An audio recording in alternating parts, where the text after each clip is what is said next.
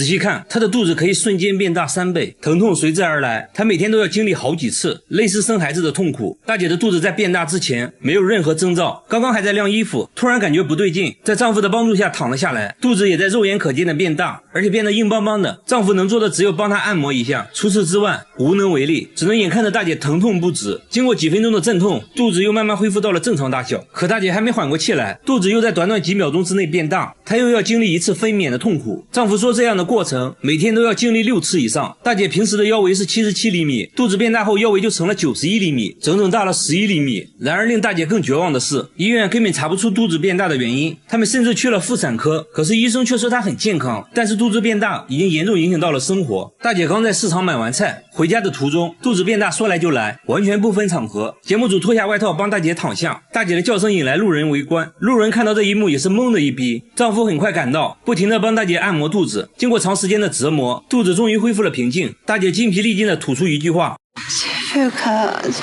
回到家，丈夫很是心痛，看着痛苦的妻子，自己却什么都做不了。节目组抱着一丝希望，带着大姐再次来到医院，一番检查下来，医生对此也感到很震惊。大姐的肚子变大时，大肠也随之扩大了10倍。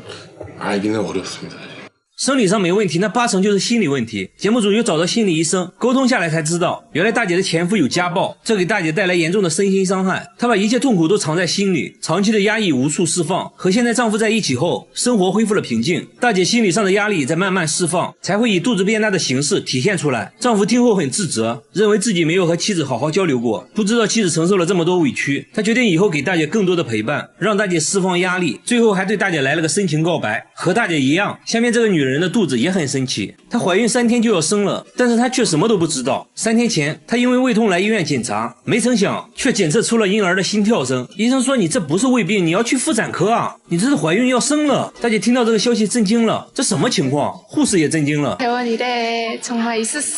比大姐还震惊的是她丈夫，由于工作原因，大姐和丈夫已经分居7个月了。现在你说你怀孕要生了，所以当然是原谅她了。医生说其实大姐也是怀胎10个月了，只是她不知道而已。那大姐为什么连自己怀孕都不知道？邻居也说根本看不出她怀孕，都以为她又胖了而已。为此，大姐还跑去做了减肥按摩，就是专门按肚子的那种。该说不说，你例假总该停了吧？大姐却说自己例假一直不规律，一直没来例假，也没在意，这得有多不在意啊？由于一直以为是胃病，她还买了很多治胃病的药。现在大姐非常自责，只希望孩子能平平安安的出生。不过还好，最终大姐顺利生产。不得不说，孩子有个这样的妈，还能活下来，真的是个奇迹。这应该就是传说中那个万中无一的练武奇才吧？看着平平安安的母子，下面这位大姐张着嘴表示羡慕。她一天24小时都要张着嘴巴，一旦闭上嘴就会不停的打嗝，即使憋气憋到窒息都没有用，根本停不下来。丈夫说她这样已经3个月了，正常人每天都会打嗝20次，但是大姐1分钟就要打20次，连续的打嗝让她呕吐不止，严重时还会吐胆汁，就连吃饭都没办法正常吞咽，刚吃2口就要去厕所吐掉，晚上也没办法安心睡觉。奇怪的是，她之前是一名排球运动员，身体非常健康，大姐也去过很多医院，但是都没有查出任何毛病，医生都以为大姐在开玩笑。没办法，大姐只能尝试每天吃消化药，但是没有任何改善。节目组抱着一丝希望，带大姐再次来到医院，进行了更彻底的检查。还是和之前一样的结果，但是大姐的痛苦还在持续。之后，节目组又带大姐去看了中医，大夫先对大姐进行把脉，一番望闻问切后，对大姐进行红外线照射。就这样操作下来，奇迹发生了，大姐停止了打嗝。大夫说她这应该是焦虑症，是压力过大导致的，由于没有及时释放压力，就慢慢形成了心理疾病。这时大姐也缓缓说出了自己的故事，由于疫情原因无法工作，只能一直吃老本，而且理财投资也亏得一毛不剩，一气之下焦虑涌上心头。刚开始只是心率过快，慢慢就变成了不停打嗝，最后在中医的帮助下，她终于恢复了正常，不再打嗝。看来还是中医牛啊。好了，我是岳贝，关注我，每天一个迷惑行为大赏。每到深夜，他家卧室的床头就会传来一种诡异的声音，仔细听。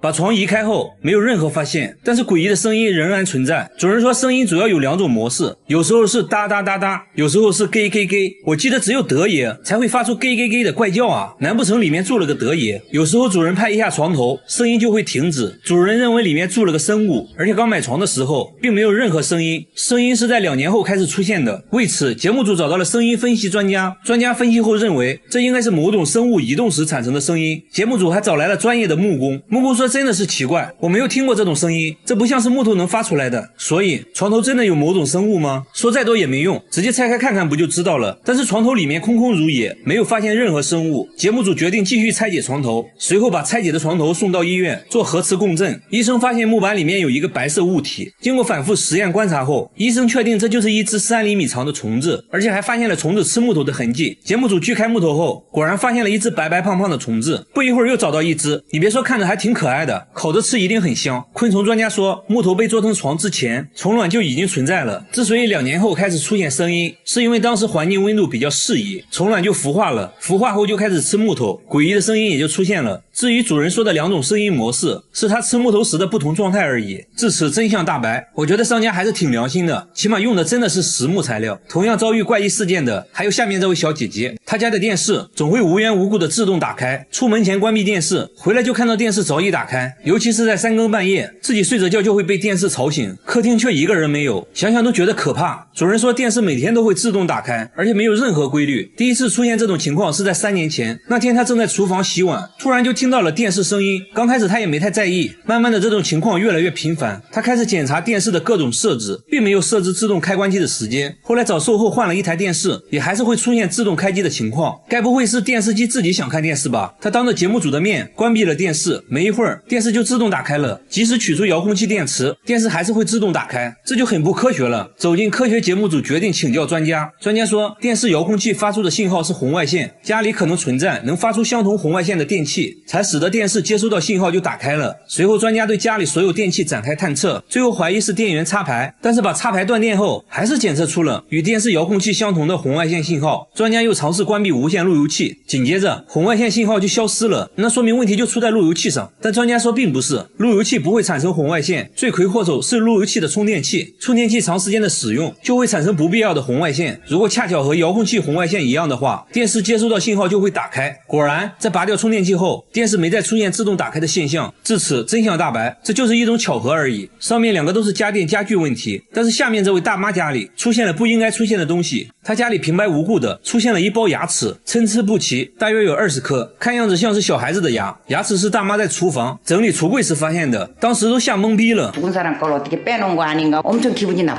牙医说这些都是小孩的乳牙，一个人平均就有20颗，看形状分析应该是同一个人的。节目组把牙医的分析结果告诉了他们，大叔讲话了，这都不重要，重要的是我们根本就没有孩子，牙齿为什么会出现在自己家里，而且最近也没有人来过。大叔猜测牙齿来自食品包装，因为他家的食品买来就放在橱柜里，牙齿也是在橱柜发现的。但随后节目组发现了蹊跷，他家日历上10号这天标注了行程是去看牙医，那会不会是大妈看牙医的时候带回来的，自己却忘记了？大妈一口否认， 아니에요. 남의 치아를 왜 가져옵니까? 节目组也不确定大妈有没有健忘症，为了排除这种可能，节目组来到大妈的牙医诊所咨询，医生表示来这看牙的儿童很少，所以不认为乳牙来自他们诊所。节目组还调取了诊所录像，发现大妈确实没拿诊所任何的东西，那牙齿到底是从哪里来的？和大妈聊天中得知，这个房子是他们买的2手房，搬进来还不到1年。节目组瞬间醍醐灌顶，那会不会是之前户主孩子的牙齿？为此，节目组通过房产中介联系上了前房主，对方说乳牙就是自己孩子的，当时搬家忘记拿了。至此真相大白，一切又是虚惊一场。好了，我是岳贝，关注我，每天一个迷惑行为大赏。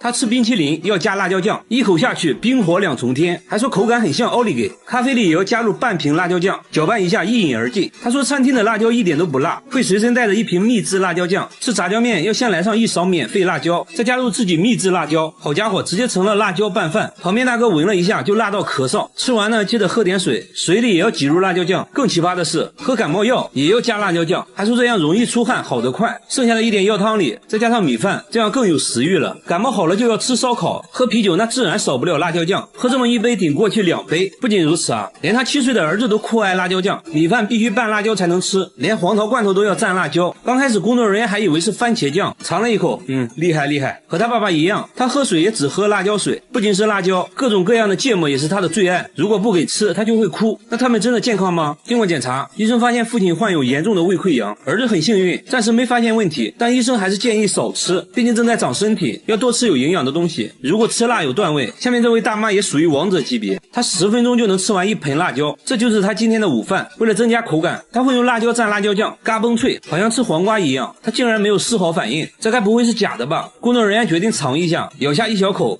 差点被送走。大妈淡定地看着一切，不一会儿就干完了一盆。为了测试她能吃多辣，节目组准备了世界各地的辣椒。大妈看得两眼放光，这么多辣椒看着就好吃。首先出场的是来自墨西哥的胡椒，大妈说还不错啦，很甜。接着是烟熏辣椒，吃着像柿饼。第三个是来自泰国的辣椒，吃起来脆脆的像薯片。一旁的工作人员都看乐了，再次尝试，还是辣到不行。大妈感觉很莫名其妙，根本就不辣嘛。虽然大妈很能吃辣，但也有她吃不了的东西。她不能吃洋葱和大蒜，一吃就会满脸通红，甚至会吐血。为啥会出现这种奇葩现象？医生提取了辣椒素，对大妈进行感官测试，把沾满辣椒素的棉签插入鼻孔，大妈一点反应没有。医生认为大妈对辣椒素不敏感，而大蒜之所以辣，是因为含有大蒜素。大妈对大蒜素非常敏感，所以才会觉得辣。即使这样，我觉得大妈也属于吃辣的王者级别了。然而下面这位小姐姐表示不服，冰淇淋加辣椒酱，这是她的神仙搭配。她一天就要吃3瓶辣椒酱，橱柜里也摆满了各种辣椒酱，每顿饭都要加上新鲜的辣椒段，还说辣椒能帮自己释放压力。现在她要挑战当地最辣的炸酱面，还要求厨师多放1斤辣椒面。即使这样，她还是不满足，在面上又加了辣椒段，吃得一脸惬意，周围人都觉得不可思议。节目组给她准备了3种当地最辣的食物，第一个是辣炒年糕，刚吃一口她就笑了，没什么感觉嘛。第二个是辣酱咖喱，这个有一点点感觉，很快就干完了一盘。第三个是魔鬼辣鸡腿，仔细品尝下还是一点反应没有。她说从来没有吃到过让自己感觉辣的东西。听到这话，节目组放出了大招，端上来一盒死神辣条，是用世界上最辣的龙息辣椒制作的，辣度是普通辣椒的220倍。据说这玩意儿只能中午吃，很多人吃完都坐上了依维柯大金杯。小姐姐也重视了起来，扎上头发，准备好牛奶，挑战开始。她一口吞下去，仔细嚼了嚼，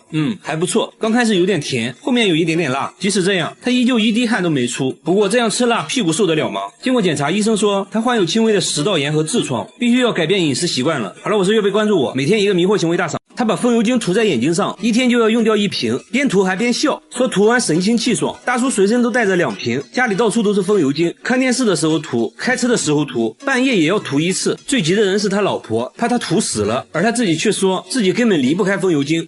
这又是为啥？他也不解释啊，反而变本加厉，觉得涂眼睛上不过瘾了，直接用风油精洗脸，看样子也不错，洗完精神抖擞。那他到底为啥要涂风油精？真的是奇怪。周围人也是看得一脸懵逼，真的不会疼吗？旁边的大叔决定试一试，结果直呼辣眼睛。这时啊，他终于说出了涂风油精的原因。原来大叔之前眼睛受了伤，什么都看不清，偶然用了1次风油精，竟然能看清楚了。从那之后就离不开风油精了。但风油精真的有那么神奇的功效吗？医生猜测，在风油精的刺激下，大叔眼泪分泌旺盛，使得眼睛非常湿润，这可能是帮他看清楚的原因。但风油精对眼睛有非常大的伤害。经过检查，大叔的眼角膜确实受到了严重损伤，风油精没能治愈他，反而加重了病情，必须立即停止使用风油精，还给大叔拿了专门治疗眼睛的药物。所以说有病就要对症下药，不要相信偏方。和他比起来，下面这位尼姑更奇葩，他把洗衣液涂满全身，每天都要涂好几次，一天就要用掉3瓶。诵经累了就要往身上涂洗衣液，外面散步的时候要涂一涂，工作时也要涂，总之不允许身上有干燥的地方。就连洗澡都是用洗衣液，先往盆里倒入满1瓶，蹲在盆里就洗了起来，洗衣液直接成了他的沐浴露，家里还存了上百箱的洗衣液。然而这仅仅只是1个月的量，他1年内用掉的洗衣液足够别人洗17年的衣服。更奇葩的是，他洗衣服呢却从来不用洗衣液，还说用洗衣液洗衣服就是浪费。节目组很担心他，而他自己却说这是洗衣液救了他的命。这又是为啥？原来啊，去年他遭遇了入室抢劫，受了严重的外伤，虽然恢复了健康，但皮肤依然瘙痒不断。有天实在痛到无法忍受，莫名其妙涂了一点洗衣液，没想到皮肤一下就不痒了，还治好了自己的脚气，从此就一直使用洗衣液了。节目组还是担心他的健康，带他来到医院检查，医生说伤口愈合的时候痒一点是正常的，但由于洗衣液的刺激，他的皮肤变得很干燥，还得了皮炎，必须停止使用洗衣液。他也很听话，回家就把洗衣液都丢了，用上了正规的护肤品。和他一样有奇怪癖好的还有下面这位奶奶，她把凡士林涂在眼睛上，每天用1盒，已经这样做了30年，涂完还要做眼部运动，耳朵后面脖子上也不能少，再挖上一大勺涂在膝盖上，说可以治感冒，脚上也不能少，据说治脚气一绝。肚子疼呢就涂在肚脐眼里，手上有伤口也可以用，还说能加快伤口愈合。凡士林在他这里可以说是包治百百病，一天就要涂3次，家里任何地方都能找到凡士林。医生说，虽然凡士林有滋润皮肤的效果，但是要适量。奶奶呢却什么话都听不进去，因为她认为自己亲身体验过凡士林的神奇效果。奶奶出门可以不带钱包，但不能不带凡士林。来到公园就开始锻炼，爬上爬下，看起来身体确实很灵活。这还没完，奶奶还展示了自己的绝活劈叉。要知道奶奶今年已经80了，然而她的迷惑行为还不止这些。晚上睡觉前会拿2个木棍在身上来回敲打，说可以疏通经脉。为了健康，她把大部分时间都拿来锻炼身体。那她现在情况如何？医生检查过后说，奶奶的眼睛出现了角膜发炎，不能再往眼睛上涂凡士林了。凡士林带给奶奶的只是一种心理安慰，对健康并没有什么好处。运动才是她保持健康的最大原因。好了，我是岳飞，关注我，每天一个迷惑行为大赏。监控每天都能拍到一个神秘物体，通体白色，还带2个小翅膀，一闪而过，速度极快。刚开始呢，工厂保安认为是塑料袋之类的东西，但每天都出现就很不正常了。员工在监控附近找了半天，都没有看到任何塑料袋，诡异的现象不断出现。工厂另一个监控也拍到了奇怪画面，有一束强光射在地面上，好像是外星飞碟在盘旋，同时还能听到狗在大叫。出来呢，却什么都没有看到，光束只能被监控拍到。这件事很快惊动了工厂老板娘，老板娘呢是个文化人，她才不信什么飞碟之类的，让员工用纸飞机模拟白色物体，在监控前丢出纸飞机，监控显示纸飞机全身也发着光，和刚开始拍到的物体很像。哎，这就对了嘛，之前的白色物体肯定也是个什么垃圾之类的。老板娘又让员工用强光手电模拟光束，虽然在监控上能看到强光手电形成的光晕，但是和之前稳定的光束完全不同，无论怎样模拟都达不到之前的光束效果。老板娘怀疑监控设备出了问题，找来监控售后人员检查了半天，售后却说设备一切正常。哎，真的是奇怪。节目组又架起了多个摄像机，也拍到了神秘的光束。没办法了，请专家吧。专家左看右看，说这束光看起来和普通的光线不一样，光束很稳定，不会扩散，这是地球上的光源做不到的。难道真的是外星飞碟？专家左思右想也找不到合理的解释，还真成了未解之谜。同样遭遇怪异事件的还有下面这座寺庙，寺庙里的荒废电梯每晚都会传来诡异的哭声，声音是从这个缝隙里传出来的，电梯底下好像住着什么东西。师太说每次打坐念经的时候，声音就会立马停止，这东西好像很害怕念经，关键这是佛门净地，怎么可能会有那种东西？师太心里还是有点怕，每晚都会安排人念经到天亮，这东西胆子也是越来越大。有一次师太吹口哨，他竟然还回应了起来，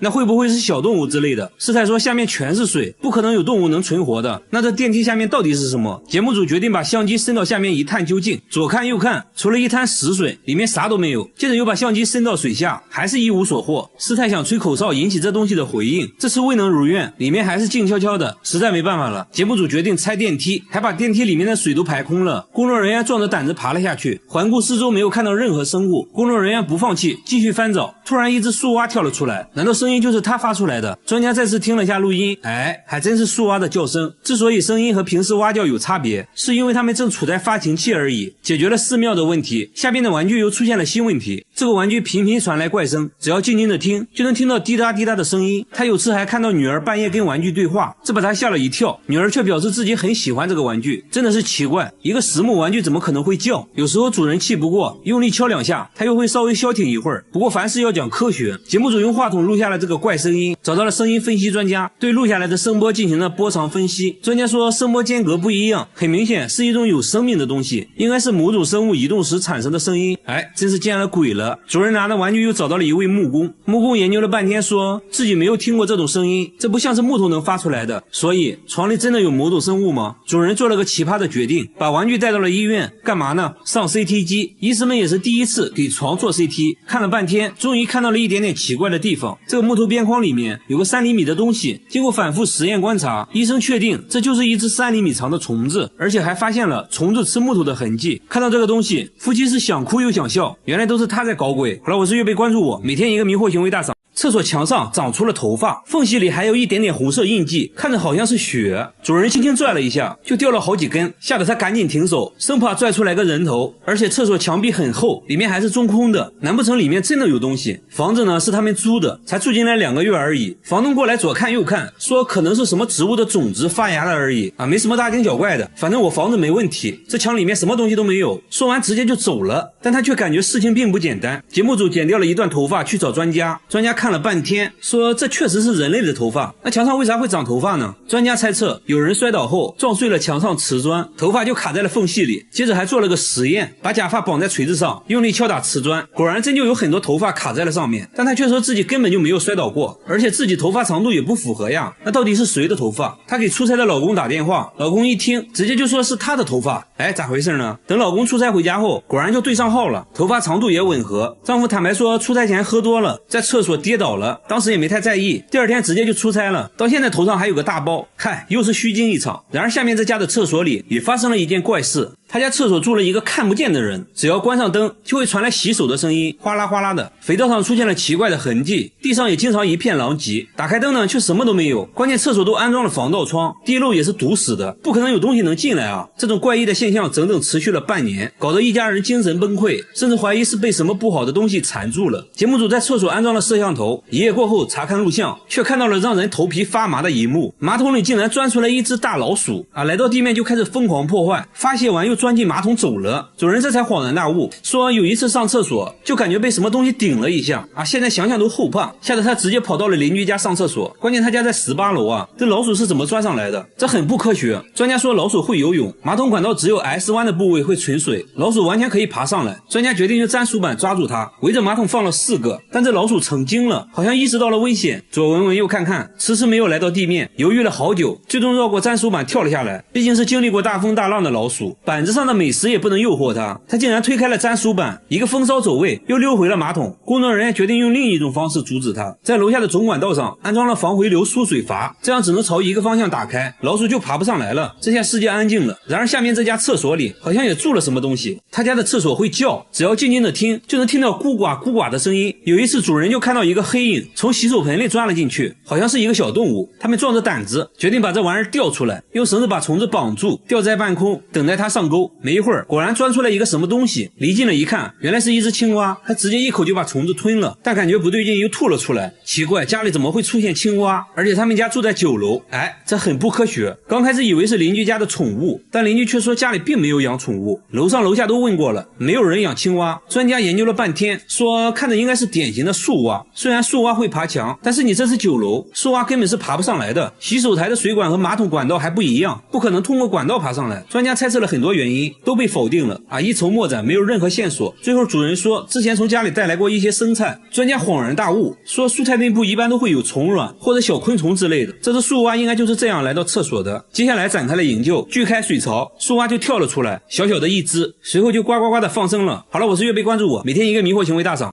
这只狗狗趁着老婆怀孕，每天偷偷出门干坏事，主人好奇的给它带上摄像机，谁都想不到拍到的画面简直不忍直视。这天他又丢下老婆，熟练的扒开门溜了出去，直到第二天早上才回来。小白呢显得很疲惫，身上呢也脏兮兮的，主人一直训斥他，小白呢却不为所动，甚至假装闭上了眼睛。主人很是疑惑，他每天出门到底在做什么，于是决定给他带上摄像机，主动放他出去。直到第二天早上他才回来，主人迫不及待的想看一下摄像机到底拍到了什么。只见他一路翻山越岭，好像有什么东西在吸引着他。下山后来到一户人家，就看到一只小母狗热情的迎了上来，两只狗亲密的寒暄起来。院子里的另一只小母狗也不能冷落，也是一顿甜言蜜语。接着呢又来到第3只小母狗身边，看起来这些都是他女朋友。主人这才知道他为啥每天回来都很累，每天爱的供养，这也太潇洒了吧。小白看到自己的所作所为，也害羞的低下了头。这还没完，接着呢他又去见了另外2个女友，每见一个都要温存一段时间，妥妥的渣男了。5个女友都是白色的，本以为呢他偏爱白色，没想到还是肤浅了，不同肤色的他也毫不在乎。这只小黄狗也是他女朋友，小白自己也看不下去了，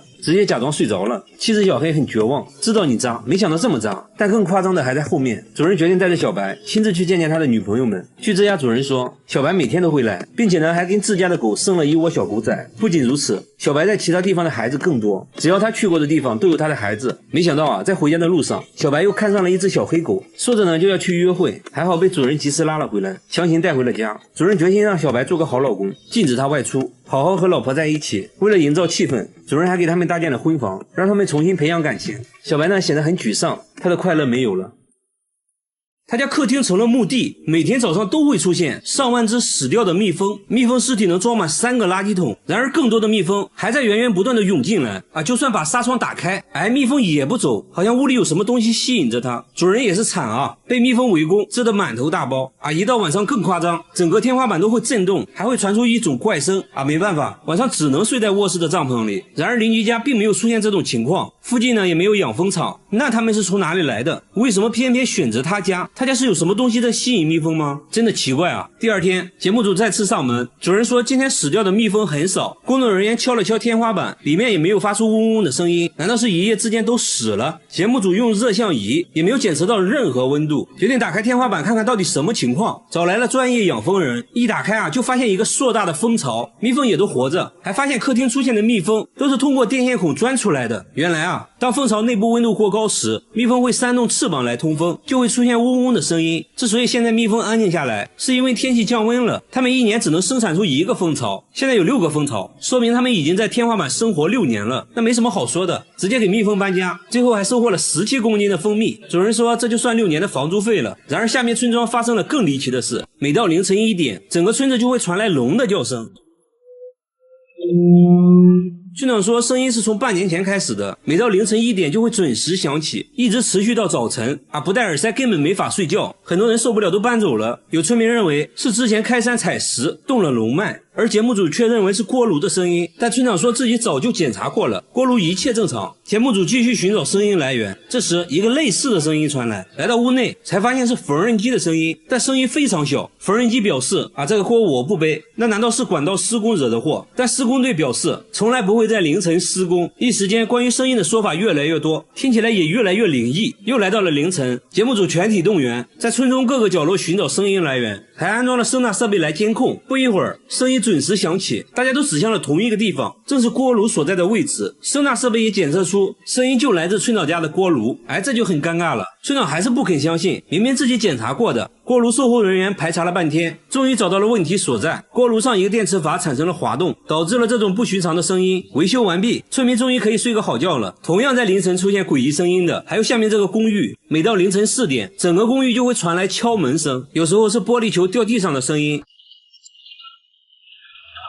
声音是从5年前开始的，每天持续4个小时。声音出现时，整个房间都有回声，墙壁都会震动，很多人都无法安心睡觉，出现了不同程度的神经衰弱。有人干脆在外面租房住，物业也调查过原因，关闭了所有能产生噪音的设备，但最终声音还是没有停止，现在反而变本加厉，什么奇怪的声音都会出现。节目组在公寓不同位置都安装了摄像头，又来到凌晨4点，敲门声再次响起，1小时过后又变成了玻璃球滚动的声音，声音竟然高达90分贝。要知道地铁站声音也才81分贝。工作人员发现用铁锤摩擦瓷砖产生的声音和玻璃球掉落的声音很像，怀疑是有人故意这样做的。节目组在其他楼层安装了更多的摄像头，想找到这个人。接下来就是等待声音的出现，但是1晚过去了，完全没有出现任何声音，连续几天声音都没再出现。其实已经没必要再调查了，很明显了，恶作剧的人就在公寓里，至于是谁就不好说了。1个月后，节目组做了个回访，物业表示自从节目组采访过后，声音就没再出现过，这下都能安心睡觉了。好了，我是岳飞，关注我，每天一个迷惑行为大赏，但是要论肺活量。下面这个大爷还没浮过水，66岁的大爷一口气就能把车胎吹爆，热水袋被他当成气球吹，一口气爆1个，每天都要吹爆100个，这都不算什么。现在他要挑战吹卡车轮胎，另一边是8个人轮流用气筒打气，大爷的轮胎肉眼可见的变大，5分钟计时结束，大爷吹的轮胎已经很鼓了，另一边用打气筒的轮胎却还是扁扁的。大爷不满足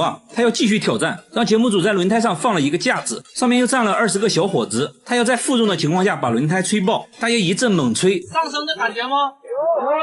咱们中国的轮胎质量属实不错，大爷吹了10分钟，硬是没吹爆。等人都下来后，轮胎嘚一下就变大了很多。这天，大爷想要挑战极限，吹挖掘机轮胎，这玩意儿可比卡车轮胎难吹司机露出了难以置信的表情。只见大爷半蹲马步，一口接一口往里吹气，轮胎很快就有了起色。毕竟是挖掘机轮胎，吹到一半的时候最困难，吹了好几口也不见起色。周围人不停地给大爷加油打气，大爷摘下帽子擦了擦汗，体内的小宇宙正在爆发。接着额头青筋暴起，一阵猛吹，最终轮胎被大爷吹了起来。那他是怎样练成这项绝技的？原来30年前，大爷最喜欢的就是钓鱼，但是没船就没办法去湖中钓，他决定用轮胎代替船，但是没有打气筒，于是尝试用嘴吹气。这一吹不要紧，他吹出了新高度，没一会儿就把轮胎吹得硬邦邦，慢慢就变成了一种爱好。大爷说不会停止挑战，要再吹他个50年，只要有我在的地方就不允许出现打气筒。大爷的嘴属实厉害，下面大叔的手上也有绝活，大叔一巴掌就能抓到10只苍蝇，一天徒手能抓1万只，抓过的苍蝇足足装了4大袋。菜市场的苍蝇见了他都吓尿了，只要他出手绝对不会落空，百发百中，没有一只苍蝇能活着逃出他的手掌心。摊位老板纷纷拍手叫好，旁边大叔看了也想试试，不过动作属实有点滑稽。工作时一只苍蝇落在了桌子上，他慢慢靠近，苍蝇察觉不对立马就跑，但是太晚了，大叔一巴掌送走了他。仔细观察后发现天花板还有一只，迅速丢出乒乓球，一击致命。那他为啥痴迷于抓苍蝇？原来大叔是一家保洁公司老板，13年前和客户吃饭谈合作，大叔想让客户尝尝本地特色菜，结果菜里有一只苍蝇，客户愣住了，你们特色菜是苍蝇炒鸡蛋啊？就你这样还做保洁呢？客户当场愤然离去，大叔分分钟损失几百万，对苍蝇那是恨之入骨。从那以后他开始训练自己的反应力，练习抓蝇龙抓手，对着树练习7伤拳，手背都磨出了厚厚的老茧，就这样练出了100%空手抓苍蝇的绝技。1年时间内抓到的苍蝇装满了4大袋，还把苍蝇做成了标本仔细研究。现在公司还推出了一项免费抓苍蝇的服务。哦，有苍蝇啊！只要一个电话，大叔就会带着员工上门免费抓苍蝇，即使灭蝇器也没有大叔徒手抓的多。不得不说，大叔的技能真的很实用啊！好了，我是岳贝，关注我，每天一个迷惑行为大赏。